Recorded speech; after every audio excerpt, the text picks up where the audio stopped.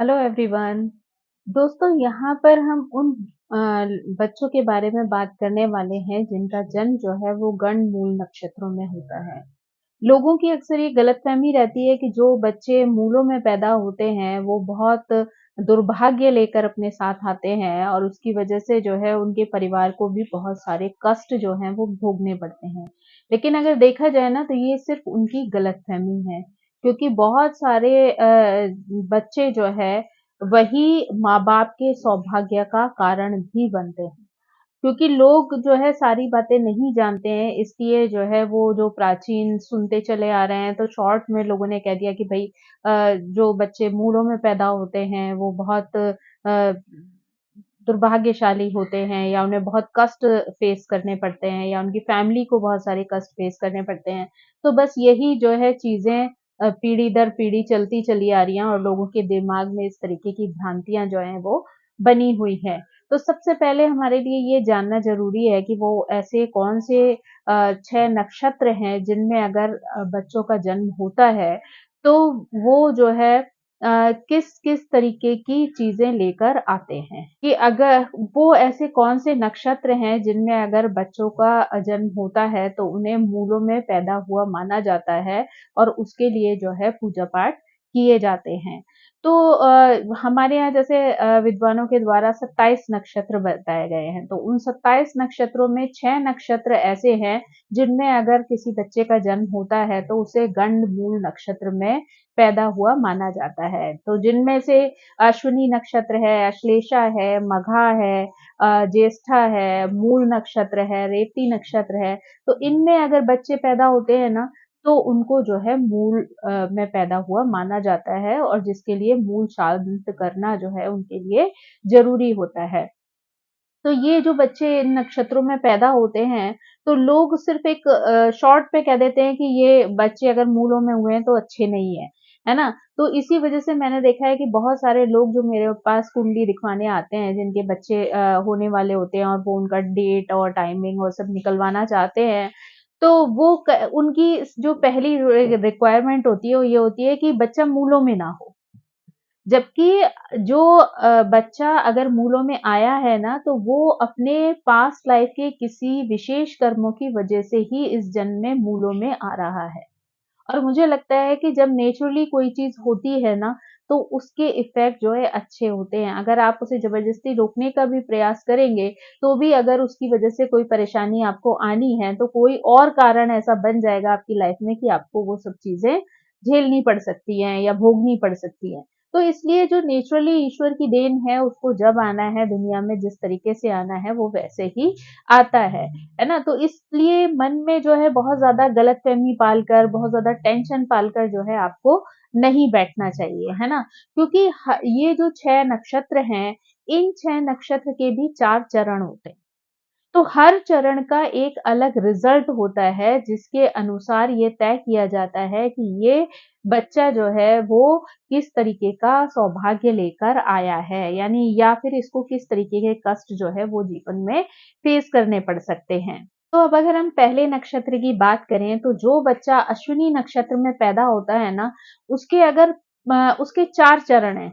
अगर कोई संतान अश्विनी नक्षत्र के प्रथम चरण में आती है, तो वो अपने पिता के लिए भारी हो सकती है, यानी उसके जन्म से पिता को थोड़े कष्ट उठाने पड़ सकते हैं। इसी तरह अगर अश्विनी नक्षत्र के दूसरे चरण में अगर किसी बच्चे का जन्म होता है, तो वो सुख और आनंद की प्राप्ति कराने वाला होता है। यानी वो आपके जीवन में बहुत सारी सुख सुविधाएँ लाने वाला होता है। हो सकता है कि उसके आने से आपके जीवन की किस्मत ही खुल जाए, यानी आपका भाग्य जो है वो आपको सपोर्ट करना शुरू हो जाए। इसी तरह जब अगर तीसरे चरण में अगर किसी बच्चे का जन्म होता है अश्विनी नक्षत्र के, तो ऐसा बच्चा जो है जीवन में उच्च पद को प्राप्त करने वाला होता है। यानी वो हाई पोस्ट पर होगा, यानी किसी न किसी तरीके से वो ऊँचे पद के साथ मान-सम्मान को भी प्राप्त करेगा, यानी लोग उसकी रिस्पेक्ट करेंगे। ऐसी पद पर जो है वो प्रतिष्ठित रहता है। जो अश्विनी नक्षत्र के चतुर्थ चरण में उत्पन्न होने वाला बच्चा होता है, वो जीवन में मान-सम्मान की प्राप्ति करता है। यानी इस तरीके से जो 4 चरण हैं, उनका डिवीज़न होता है। अश्विनी नक्षत्र का जो प्रथम चरण है, सिर्फ उसमें जो है पिता को थोड़ा-सा कष्ट और परेशानी हो सकती है, उसका भय रह सकता है। वो भी जब समय पर पूजा-पाठ आदि करा दिया जाता है, मूलों को शांत करा दिया जाता है, तो उस तरीके का कोई खतरा नहीं रहता है। लेकिन बाकी के जो 3 चरण हैं, उनमें अगर कोई संतान पैदा होती है, तो वो अपने लिए और अपने परिवार के लिए सौभाग्य लेकर आती है। इसी तरह जब हम दूसरे नक्षत्र अश्लेषा नक्षत्र की बात करते हैं, तो अश्लेषा नक्षत्र के प्रथम चरण में जो संतान पैदा होती है, वो सुख और शांति की प्राप्ति करवाने वाली होती है ना? वो परिवार को जो है सुख शांति प्रदान करती है। साथ ही जो दूसरे चरण में संतान पैदा होती है, वो कई बार धन का नाश करवाती है। यानी कई बार आपने सुना होगा कि संतान पैदा हुई और उसके बाद जो है लोगों को व्यवसाय में प्रॉब्लम आ गई, उनके धन की जो है वो नुकसान हो गया कहीं पर। तो इस तरीके की चीजें जो है वो दूसरे चरण में जब संतान पैदा होती है तो वहां देखने को मिल सकती हैं। अगर तीसरे चरण में जो है जन्म होता है संतान का, तो माता के लिए थोड़ा-सा भारी होता है। यानी यहाँ पर माता को जो है वो थोड़े से कष्ट उठाने पड़ सकते हैं। अश्लेषा नक्षत्र के अगर चौथे चरण में संतान होती है, तो वहाँ पर पिता के लिए भारी होती है, यानी पिता को कुछ कष्टों का सामना करना पड़ता है। मघा नक्षत्र की अगर हम बात करें, तो मघा नक्षत्र के अगर प्रथम चरण में जो है संतान पैदा होगी, तो वहाँ पर जो है माता को कष्ट उठाना पड़ सकता है। और अगर दूसरे चरण में जो है संतान पैदा होती है, तो पिता के लिए भारी होती है, यानी पिता को वहाँ पर जो है कष्ट हो सकता है। लेकिन वहीं पर अगर मघा नक्षत्र के तीसरे चरण में संतान का जन्म होता है, तो ऐसा बालक बहुत ही सुखी होता है, यानी ऐसे बच्चों को जीवन में हर तरीके के सुखों की प्राप्ति होती है। और जब बच्चा चौथे चरण में पैदा होता है, तो ऐसा बच्चा जो है बहुत अच्छी एजुकेशन पाता है और उसके बल पर ही अपने जीवन में धन कमाता है और मान-सम्मान की प्राप्ति करता है। उसके बाद अगर हम ज्येष्ठा नक्षत्र की बात करें, तो जब बच्चा जो है वो ज्येष्ठा नक्षत्र में पैदा होता है ना, तो ऐसे बच्चे के फर्स्ट चरण में अगर वो पैदा हुआ है, तो वहाँ पर उसके बड़े भाई को कष्ट हो सकता है। यानी उसकी फैमिली में उसके बड़ा ब्रदर अगर होगा तो उसको कष्ट हो सकता है।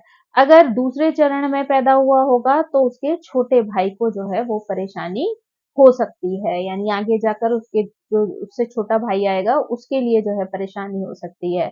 अगर वो जो है तृतीय चरण में पैदा होगा तो माता को कष्ट उठाना पड़ सकता है। यानी माता को जो है कुछ कष्टों को सामना करना पड़ सकता है। वह संतान अगर चौथे चरण में पैदा होती है, तो यहाँ बालक को स्वयं को हानि होती है। यानी यहाँ पर बच्चे को खुद ही परेशानियां उठानी पड़ सकती हैं। तो इस तरीके से जो है अगर ज्येष्ठा नक्षत्र में पैदा हुआ है, तो यहाँ पर इन चारों जो है वो किसी न किसी परिवार के सदस्य को परेशानियों का सामना करना पड़ सकता है। तो यहाँ पर भी जो है थोड़ा-सा ज्येष्ठा नक्षत्र में पैदा होना जो है परिवार के लिए कष्टकारी सिद्ध हो सकता है। उसके बाद जो है हम मूल नक्षत्र की अगर बात करें, तो अगर बालक का जन्म जो है मूल नक्षत्र के पहले चरण में हुआ है, तो ये पिता के लिए कष्टकारी साबित हो सकता है। यानी पिता को हानि हो सकती है, पिता को कष्ट हो सकता है, व्यवसाय में हानि हो सकती है, धन का नुकसान हो सकता है। साथ ही अगर दूसरे चरण में संतान का जन्म हुआ है, तो वो माता के लिए हानिकारक हो सकता है। यानी वहाँ पे माता को जो है वो स्वास्थ्य संबंधी बहुत सारी परेशानियाँ फेस करनी पड़ सकती हैं।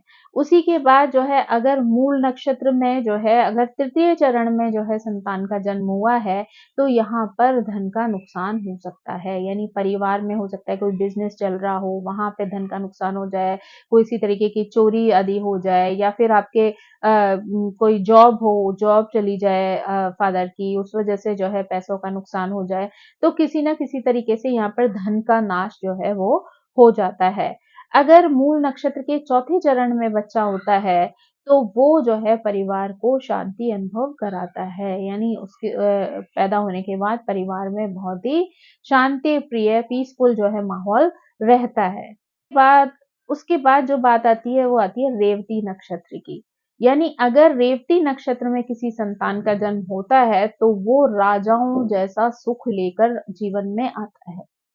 यानी अगर उसका प्रथम चरण में जन्म हुआ है तो वो राजाओं जैसा सम्मान और सुख जो है वो अपने जीवन में प्राप्त करता है। रेवती के द्वितीय चरण में अगर किसी संतान का जन्म हुआ होता है तो वो जीवन में उच्च पद की प्राप्ति करता है। ऐसे ही जो है रेवती के अगर तृतीय चरण की हम बात करें तो वहां पर अगर संतान का जन्म होता है तो ऐसे व्यक्ति को स्वयं को भी अपने जीवन में आगे जाके और अपने परिवार को भी जो है वो लाभ होता है, धन का लाभ होता है और सुख की प्राप्ति होती है। रेवती के अगर चौथे चरण में किसी संतान का जन्म होता है तो वहां पर उसे कष्ट और व्याधियां यानी बीमारियां परेशान कर सकती हैं। तो इस तरीके से ये जो 6 नक्षत्र हैं उसमें जो है अलग-अलग रिजल्ट जो है चरण के हिसाब से लोगों को प्राप्त होते हैं।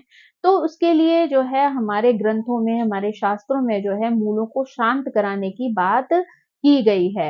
यानी कहा जाता है कि 27 दिन तक जो पिता होता है ना, वो जो है संतान का मुख नहीं देखता है, यानी संतान को पिता से जो है दूर रखा जाता है। उसके बाद जब 1 महीने बाद सेम वही नक्षत्र जो है वो आता है, तो उस समय पर उसके मूलों की शांति की जाती है, यानी उस ग्रह को शांत किया जाता है। तो कहा जाता है कि 27 तरीके के कुओं का जल लाना होता है, 27 प्रकार के अनाज होते हैं। तो इस तरीके से जो पंडित लोग होते हैं, वो आपको पूरी जो लिस्ट है, वो प्रदान कर देते हैं और आप उन सबको जब लेकर आते हैं, तो पंडित विधि-विधान के साथ, मंत्रों के साथ जो है आपके उस ग्रह की शांति करता है, ताकि आपके जीवन में उससे रिलेटेड कोई भी कष्ट जो है वो आपको और आपके परिवार को ना मिले। हम मूल नक्षत्र की बात कर रहे हैं, तो फिर हमारे लिए ये जानना भी ज़रूरी है कि जो संतानें मूल नक्षत्र में होती हैं, यानी मूलों में होती हैं, उनका स्वभाव या उनके व्यक्तित्व में किस तरीके के पॉजिटिव रिजल्ट भी होते हैं। यानी लोग हमेशा जो है उनके बारे में ये इमेजिन करते हैं कि मूल में पैदा हुआ है तो उसके साथ जीवन में कुछ अच्छा नहीं होने वाला है, परंतु ऐसा जो है वो कहना जो है गलत होगा, क्योंकि जैसा अभी मैंने आपको बताया कि हर चरण के हिसाब से व्यक्ति के जीवन में अलग-अलग तरीके के रिजल्ट जो हैं वो देखने को मिलते हैं। तो सामान्य रूप से उनमें किस तरीके के गुण और किस तरीके की स्थितियाँ देखने को मिल सकती हैं, यहाँ मैं आपको उनके बारे में कुछ छोटी-सी जानकारी देने जा रही हूँ कि जो मूलों में पैदा हुई संतानें होती हैं ना, वो पढ़ाई-लिखाई में बहुत ज़्यादा तेज़ होती हैं। कई बार वो शोध कार्यों में भी बहुत जो है सफलता प्राप्त करती हैं, आगे तक जाती हैं उसमें। ऐसे लोग जो है कई बार चिकित्सा के क्षेत्र में जा सकते हैं, अच्छा नाम कमा सकते हैं, ज्योतिष में जा सकते हैं, मीडिया में जा सकते हैं, कोई अच्छा बिज़नेस कर सकते हैं। राजनीति के क्षेत्र में जो है वो अपना बहुत अच्छा करियर बना सकते हैं। यानी इनमें ये सारी विशेषताएँ होती हैं कि ये इस तरीके के कार्यों में अपनी एक स्पेशल जगह जो है वो समाज में बना सकते हैं। मूल नक्षत्र में जो संतानें होती है ना, वो प्रोग्रेसिव सोच के साथ होती है, यानी बहुत ही पॉजिटिव सोच वाली होती है। ये नियमों और सिद्धांतों का भी पालन करने वाले बच्चे होते हैं। अगर कोई इनके सामने इस तरीके का व्यवहार नहीं करता है तो ऐसे लोग इन लोगों को पसंद नहीं आते हैं। यानी ये अपने जीवन में बहुत ज्यादा संयमित और संतुलित होते हैं, तो इन्हें ना लोग भी ऐसे ही पसंद आते हैं। अगर विपरीत स्वभाव वाले लोग इनके सामने आएंगे तो ये उनके साथ बहुत ज़्यादा एडजस्ट करना पसंद नहीं करते हैं, ना ही एडजस्ट करने की कोशिश करते हैं। मूलों में पैदा हुए जो संतानें हैं, उनको कई बार विदेशों से भी बहुत लाभ होता है। ऐसी संतानें जो हैं विदेश से बहुत सारा पैसा कमा सकती हैं, विदेश जाने का इन्हें बहुत बार मौका मिल सकता है। अपने कार्य क्षेत्र की वजह से ये विदेशों में जाकर रह सकते हैं या कार्य करने के लिए जा सकते हैं। मूल्यों में होने वाली जो संतानें होती हैं, कई बार इनका गुस्सा तो बहुत ज़्यादा तेज़ होता है, पर वैसे इन्हें नॉर्मल लाइफ़ में शांति बहुत ज़्यादा प्रिय होती है। यानी बहुत ज़्यादा डिस्टर्बेंस, बहुत ज़्यादा नेगेटिव बातें, नेगेटिव विचार, नेगेटिव स्थितियाँ इनको पसंद नहीं आती हैं, और जब ऐसा कोई माहौल इन्हें मिलता है,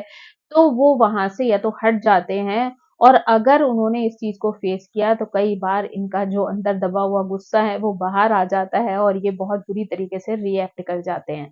तो इसलिए जो है मतलब भले ही इन्हें लोग कहें कि ऐसे लोग बहुत गुस्से वाले होते हैं, लेकिन वहीं उनका दूसरा स्वभाव ये है कि इन्हें शांति बहुत ज़्यादा पसंद होती है। ये चाहते हैं कि लोग इनकी लाइफ़ में इस तरीके का इंटरफेरेंस ना करें, जिससे कि उनके जीवन में खुद के में भी उथल-पुथल रहे और दूसरे लोग भी उन चीज़ों का फ़ायदा उठा सकें। तो ऐसी चीज़ों से ये हमेशा बचना पसंद करते हैं। ज़्यादातर अकेले आइसोलेशन में रहना इन्हें पसंद होता है, शांति से चीज़ें करना पसंद होता है, अपनी प्रोग्रेस के लिए ये जो है ज़्यादा बिज़ी रहते हैं, अच्छा सोचते हैं, अच्छा करने की कोशिश करते हैं। इनकी सोच जो है कई बार समाज से अलग हटकर होती है, जो बहुत ज़्यादा पॉज़िटिव और आगे बढ़ने वाली होती है। लोग बहुत ज़्यादा दयालु भी होते हैं, मिलनसार होते हैं, बहुत ज़्यादा इमोशनल होते हैं, तो हमेशा जो है दूसरों की हेल्प करने के लिए भी तैयार रहते हैं। ये लोग ज़्यादातर किसी से फ़ायदा उठाने के बारे में नहीं सोचते हैं, जितना हो सकता है अवसर आने पर ये दूसरों को हेल्प करने के लिए रेडी रहते हैं। ये जो है कभी भी कठिनाइयों से घबराते नहीं हैं, बल्कि ये हर कठिनाई का सामना बहुत ही कॉन्फिडेंस के साथ करते हैं। यानी इन लोगों के अंदर एक अद्भुत क्षमता होती है चीज़ों को मैनेज करने की, चीज़ों को समझने की और उन्हें फेस करने की। तो इनका जो कॉन्फिडेंस है ना, वो इनको इस चीज़ में यानी किसी भी तरीके की कठिनाई अगर इनके सामने आई है, तो इनका कॉन्फिडेंस जो है इनको उससे जीतने में मदद करता है। यानी ये लोग अपनी मेहनत और लगन के बल पर ही जीवन में सफलता प्राप्त करते हैं। इन्हें यानी जीवन में बैठे-बैठे चीज़ें उतनी ज़्यादा नहीं मिलती, बल्कि अपने एफर्ट से, अपनी मेहनत से, अपनी लगन से, अपनी जो अद्भुत क्षमता के बल पर ये चीज़ों को अचीव करते हैं। यानी जो भी गोल बनाते हैं जीवन में, ये अपनी मेहनत के बल पर उन चीज़ों को प्राप्त करते हैं। अपने ऊपर बहुत ज़्यादा कॉन्फिडेंस होता है, तो इसलिए ये बहुत ज़्यादा उम्मीदें जो हैं, वो दूसरों के साथ नहीं रखते हैं। यानी इन्हें किसी के साथ भी बहुत ज़्यादा उम्मीद लगाना पसंद नहीं होता, ये किसी भी काम के लिए दूसरों पे डिपेंड रहना पसंद नहीं करते हैं। ये अपने अंदर इतनी क्षमता, इतना कॉन्फिडेंस रखते हैं कि इन्हें लगता है कि जो भी चीज़ ये जीवन में सोचेंगे, वो अपनी मेहनत के बल पर उसको वो प्राप्त कर लेंगे। तो इनकी उम्मीदें जो हैं, वो ना तो अपनों से बहुत ज़्यादा होती हैं और ना परायों से बहुत ज़्यादा होती हैं। ये अपने बल पर चीज़ें करने में ज़्यादा विश्वास रखते हैं।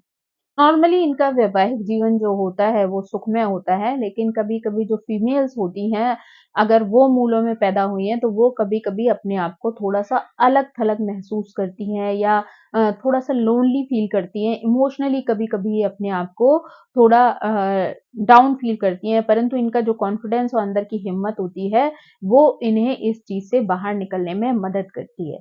यानी अगर ये एक बार ठान लेती हैं, तो फिर वो उन चीज़ों पर भी अपना कंट्रोल जो है वो स्थापित कर लेती हैं। ऐसे लोग बहुत ही ज़िद्दी किस्म के होते हैं, तो ज़िद जो होती है वो अच्छी और बुरी 2 तरीके की हो सकती है। यानी ज़िद आप किसी अच्छे कार्य के लिए भी ज़िद कर सकते हैं और आप एक बुरे कार्य के लिए भी ज़िद कर सकते हैं। लेकिन अगर यहाँ पर एक पॉज़िटिव अगर चीज़ आपकी बच्चे में है, तो वहाँ पर वो ज़िद जो है वो उसको जीत हासिल करवा सकती है। यानी वो एक सही रास्ते का चुनाव करता है और जब एक बार कोई काम करने के लिए ठान लेता है ना, तो वो कभी हार नहीं मानता है और उसकी यही जिद जो है वो उसकी सफलता की प्रेरक बनती है। यानी वो जो है उस चीज़ को अपने जीवन में पाकर ही रहते हैं।